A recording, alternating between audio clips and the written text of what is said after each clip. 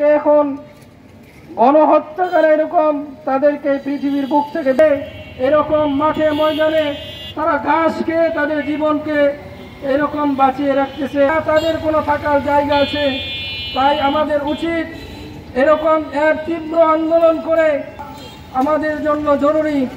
আমরা মুসলমান হয়ে দিনের পর দিন তা দেখে যাচ্ছি, কিন্তু এজন্য আমাদের সকলের উচিত যে এই গোটা বিশ্বে আন্দোলন করে এরকম সারা বিশ্বের মুসলিম রাষ্ট্রদেরকে আমরা জানিয়ে দিতে চাই যে যতদিন যুদ্ধ বন্ধ না হবে ততদিন পর্যন্ত আমরা এই আন্দোলন চালিয়ে যাব।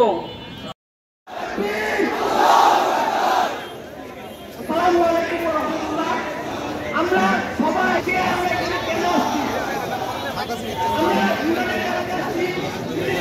সর্বনিম্ন স্তরের পর্যায়ে আমাদের সর্বোচ্চ উচিত ছিল এইখান থেকে সব মুসলিমদের এক হয়ে ইসরায়েলের বিরুদ্ধে জিহাদ করা, কিন্তু আমরা এটা পারতেছি না।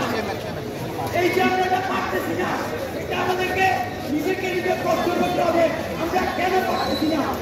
কারণ আমরা আমেরিকা মানসিক দাসত্বে শৃঙ্খলাবদ্ধ হয়ে আছে। আমেরিকা আমাদেরকে শিখাইছে তারা ভালো মুসলিম। আজকে আমরা এখানে যারা আসছি আমরা কিন্তু আমেরিকার চোখে ভালো মুসলিম।